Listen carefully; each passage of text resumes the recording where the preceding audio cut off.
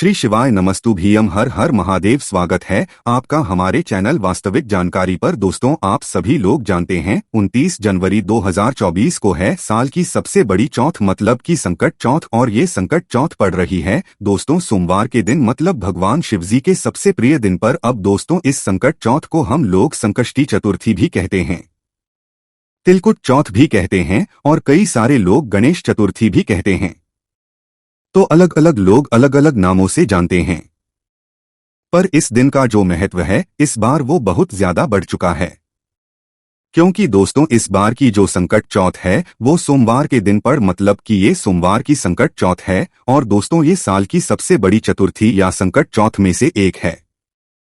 इसीलिए दोस्तों, इस दिन कई सारे लोग, ज्यादातर माताएं बहनें, एक 9 शमी पत्र वाला उपाय है जो कि पंडित जी ने जो है अपनी एक कथा में बताया हुआ था।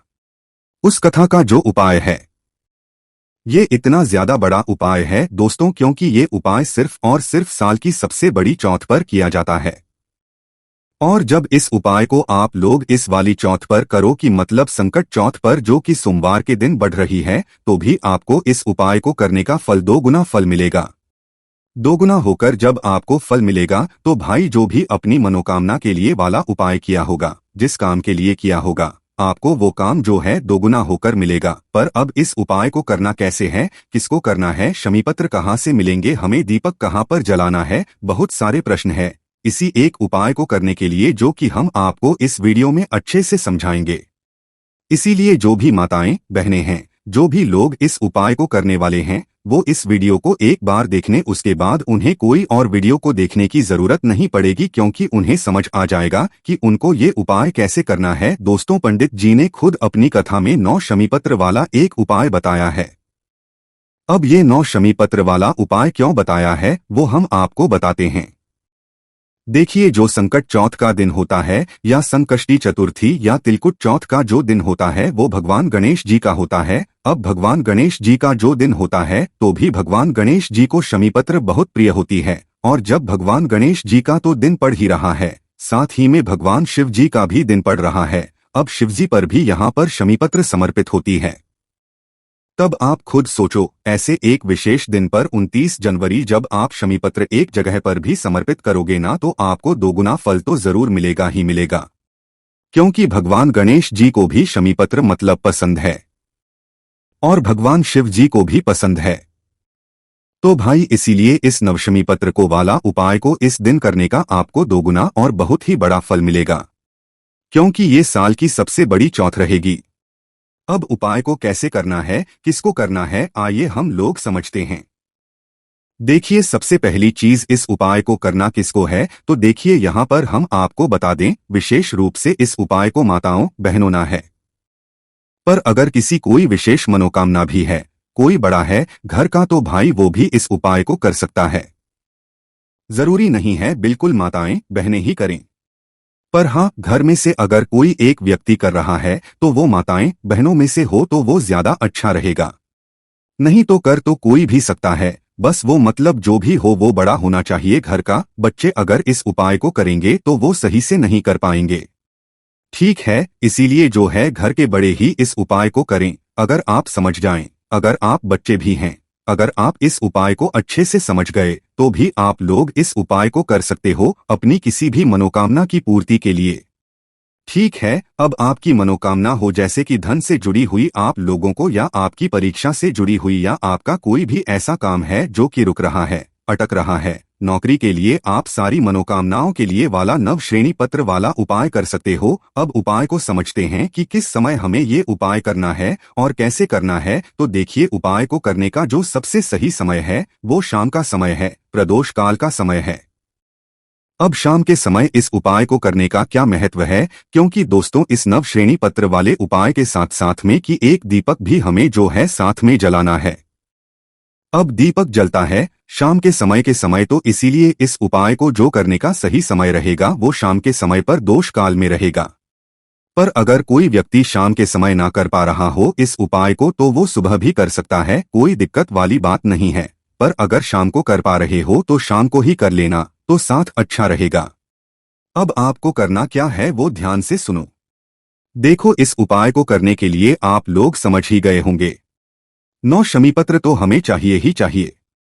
अब भाई अगर कोई ये कहता है कि भाई हमें नवशमी पत्र नहीं मिल रहे हैं तो हम क्या करें, तो देखो शमी पत्र लाना आप लोगों को जरूरी है। कई सारे लोग ये कि हम शिवलिंग से शमी पत्र उठा सकते हैं, तो देखिए यहाँ पर बेलपत्रिका तो आप उठा सकते हो शिवलिंग पे से, पर शमीपत्र को जो है जहां तक है नहीं उठा सकते हो आप लोग। तो इसलिए कोशिश करना शमीपत्र आप किसी वृक्ष से तोड़ लाओ।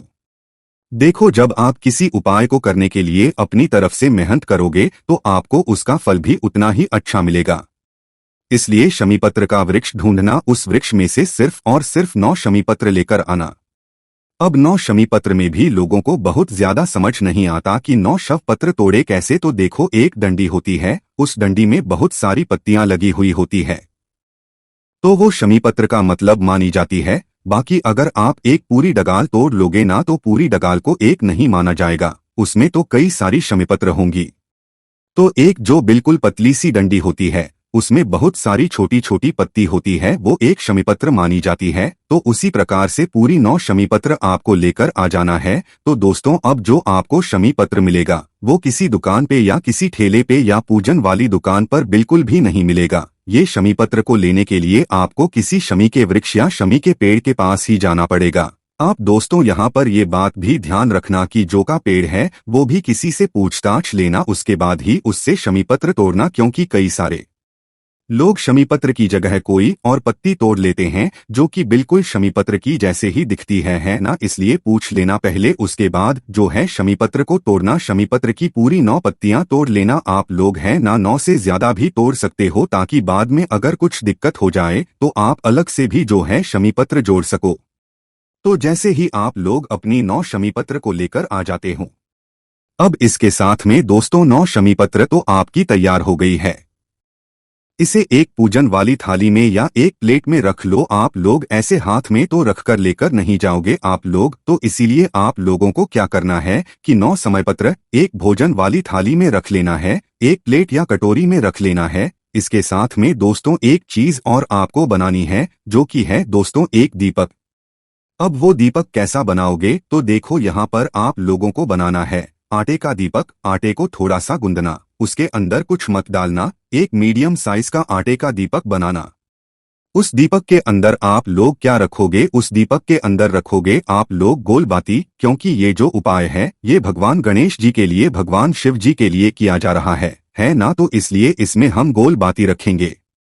इसके साथ में इसके अंदर जो चीज आप लोग डालोगे वो होगा शुद्ध देसी गाय का घी। यहाँ पर आप कोई और तेल नहीं डाल सकते, इस बात का ध्यान रखना। अगर आपको उपाय का पूरा फल चाहिए तो थोड़ा सा घी लगेगा इसमें, तो आप डाल लेना, वो भी शुद्ध देसी गाय का घी होना चाहिए। मिलावटी घी डालोगे तो उपाय का आपको उतना फल नहीं मिल पाता है ना। इसलिए हम हमेशा बोलते हैं थोड़ा सा शुद्ध देसी गाय का घी पूजन वाले कार्यों के लिए या उपायों के लिए अलग से रख लिया करो अपने घरों में, क्योंकि भगवान को सिर्फ शुद्धता वाली चीजें ही और शुद्ध देसी गाय के घी में ही शुद्धता होती है, मिलावटी घी में शुद्धता नहीं होती है। तो आप लोगों को अपना वह दीपक के अंदर शुद्ध देसी गाय का घी डाल लेना है। उसके बाद में इस दीपक को भी आपको उस प्लेट के अंदर रख लेना है जहां पर आपने अपने 9 स्वामी पत्र रखे हुए हैं। अब जैसे ही आपकी ये पूरी तैयारियां हो जाती है, जब आप उपाय करने वाले हो उससे कुछ घंटे पहले ये तैयारियां करके रख लेना है, एकदम से नहीं हो पाती है। तो जिस समय आप लोग ये उपाय कर रहे हो, सुबह कर रहे हो या शाम को कर रहे हो, सही रहेगा शाम के समय पर। अगर सुबह कर रहे हो तो भाई अपनी ये पूजन सामग्री लेकर जाना अपने घर के पास में जो भी शिव मंदिर हो। अब ऐसा नहीं है कि ये गणेश चतुर्थी का दिन है, गणेश जी का दिन है तो आपको गणेश जी के मंदिर में जाना है, नहीं। आपके घर के पास में जो भी शिव मंदिर हो, जहां पर शिवालय हो, शिवलिंग विराजित हो, वहां पर आप लोगों को इस वाले उपाय को करने के लिए जाना है। गणेश जी के मंदिर में नहीं जाना है, क्योंकि शिवालय में ही शिवजी के शिवलिंग में ही शिवजी का पूरा परिवार विराजित होता है ना। तो आपको ये पूरी सामग्रियां लेकर भगवान शिवजी के मंदिर पहुंचना है। शाम के समय जा रहे हो, शाम के समय चले जाना, सुबह के समय जा रहे हो, सुबह के समय चले जाना है। तो जैसे ही जी के मंदिर के अंदर प्रवेश करते हो, भगवान को धूप देकर जो है भगवान के दर्शन कर लेना।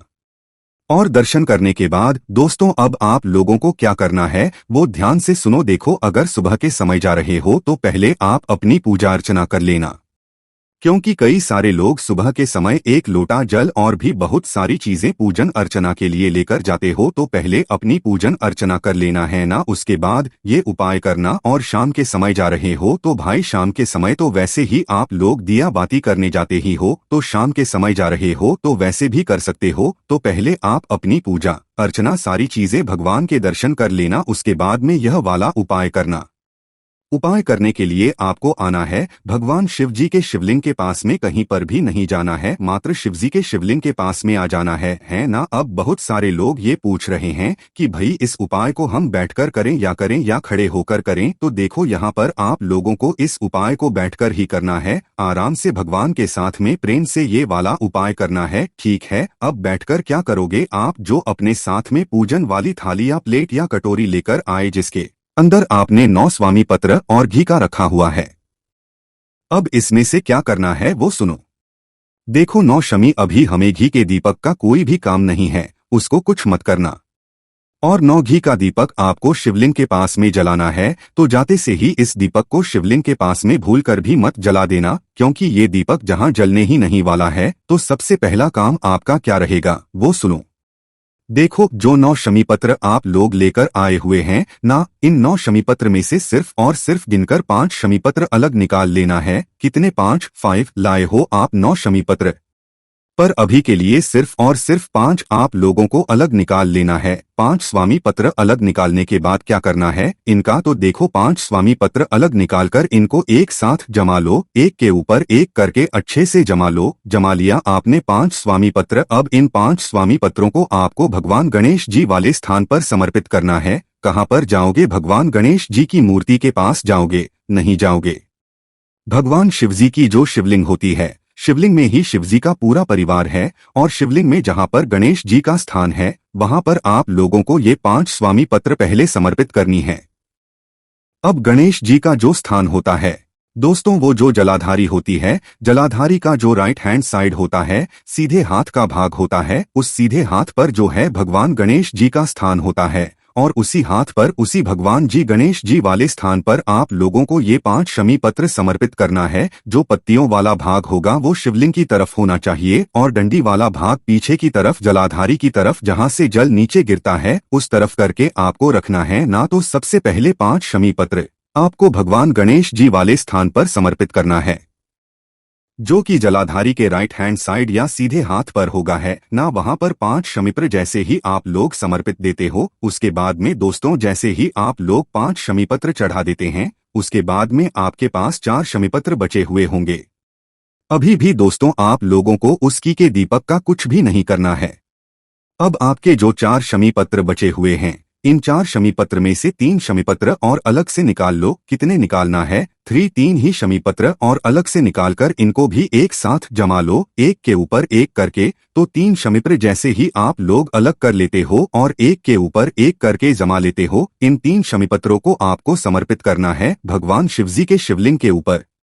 अभी आपने जलाधारी के ऊपर जहां पर भगवान गणेश जी का स्थान है वहां पर 5 शमीपत्र समर्पित किए, पर अब जो 3 शमीपत्र समर्पित करोगे ये भगवान शिवजी के शिवलिंग के ऊपर समर्पित करोगे। जो शिवलिंग होती है शिवलिंग के बिल्कुल ऊपर, इसमें जो पत्तियों का भाग होगा वो आगे की तरफ होगा, यहाँ से जल गिरता है नीचे उस तरफ करके आपको जो है शिवलिंग के ऊपर ही 3 शव पत्र को समर्पित करना है, और डंडी का भाग पीछे की तरफ हो जाएगा अपने आप ही। तो 3 शमीपत्र भगवान शिवजी के शिवलिंग के ऊपर आपको समर्पित कर देना है। इस बाद में अब आपके पास 1 शमीपत्र और 1 घी का दीपक जो आप आटे का तैयार करके लेकर आए हो, गोल बाती का घी का, वो बचा हुआ होगा। तो अब आपको क्या करना है वो ध्यान से सुनो। देखो 1 शमीपत्र और जो आटे का दीपक है वो जो आपने तैयार किया है आटे का, उसको उठाकर आपको आ जाना है भगवान शिव जी के चौखट पर है ना। वो जो थाली है प्लेट है उसको एक साथ उठाकर ले आना है, ऐसे दोनों हाथों में अलग अलग उठाने की जरूरत नहीं है। तो जिस थाली के अंदर ये सभी सामग्री आप रखकर लाए हुए थे दीपक और शमीपत्र, वो थाली वैसे की वैसी ही है, वो पूजने की थाली की वैसी उठाकर आप सीधा आ जाओ भगवान शिवजी के मंदिर की चौखट पर। पूरे मंदिर का जो प्रांगण है ना उसकी चौखट पर नहीं जाना है, सिर्फ भगवान शिव जी के मंदिर की जो चौखट है उस चौखट के पास में चले जाना है। मंदिर से बाहर नहीं निकलना है, मंदिर के अंदर ही खड़े रहना है, और मंदिर के अंदर खड़े रहकर बाहर की तरफ देखना है कि आपका उस समय उल्टा हाथ कौन सा है। उस उल्टे हाथ की चौखट पर आप लोगों को बैठ जाना है। मंदिर से बाहर निकलकर नहीं बैठना है, मंदिर के अंदर ही रहकर बैठना है। तो उस उल्टे हाथ की चौखट पर बैठने के बाद अपना बचा हुआ एक शमीपत्र सबसे पहले इस उल्टे हाथ की चौखट पर रख देना। भगवान गणेश जी के नाम से, शिव जी के नाम से समर्पित कर देना। जैसे ही आप लोग बचा हुआ एक शमीपत्र आखिरी शमीपत्र समर्पित कर देते हो उल्टे हाथ की चौखट पर, उसके बाद में अपना जो घी का दीपक आप तैयार करके लेकर आए हो अब जला लो इस घी के दीपक को। क्योंकि आप घर से सिर्फ तैयार करके लेकर आए हो, अब आपको इस दीपक को अपनी माचिस से जला लेना। किसी और की माचिस लेकर मत जलाना, वरना उपाय का फल उसको भी मिल जाएगा। तो इसलिए अपनी घर से माचिस लाना, अपनी माचिस से इस दीपक को जलाना। दीपक को जलाने के बाद अपने उस एक शमीपत्र के पास में जो अपने आखिरी एक शमीपत्र बचा हुआ है जो समर्पित किया है शिवजी के उल्टे हाथ की चौखट पर, तो भाई आप लोगों को उसी शमीपत्र के साइड में इस घी के दीपक को गणेश जी के मोर ध्वज या मयूर ध्वज, दो नाम है, मोर ध्वज या मयूर ध्वज, कोई भी एक नाम लेना और इस घी के दीपक को जलाकर आंखें बंद करके भगवान गणेश जी का नाम लेते हुए, शिव जी का नाम लेते हुए अपनी जो भी मनोकामना हो वो बोल देना। इस समय आपको मनोकामना का विशेष ध्यान रखना है। जिस मनोकामना के लिए काम के लिए आप ये वाला उपाय कर रहे हो वे आपको मनोकामना जरूर भूलना है। बस मनोकामना को भूलने के बाद आप भगवान गणेश जी के दर्शन करें, शिव जी के दर्शन करें और धूप देकर अपने घर वापस जाएं। और यहाँ पर ये वाला उपाय पूर्ण हो जाता है। इस उपाय को आप जरूर करके देखें क्योंकि ये साल की सबसे बड़ी चतुर्थी है, संकट चौथ है और इस चौथ को कई सारे नामों से भी जाना जाता है। मौका अच्छा है, आप करके जरूर देखिएगा। आपकी मनोकामना भी बहुत ही जल्द जरूर पूर्ण होगी और आपको उपाय का दुगना फल भी जरूर मिलेगा। तो दोस्तों ये थे पूज्य गुरुजी द्वारा बताए गए कुछ बहुत ही खास उपाय। अगर आपको जानकारी है अच्छी लगी हो तो वीडियो लाइक करिएगा, साथ ही साथ चैनल को सब्सक्राइब जरूर कीजिएगा।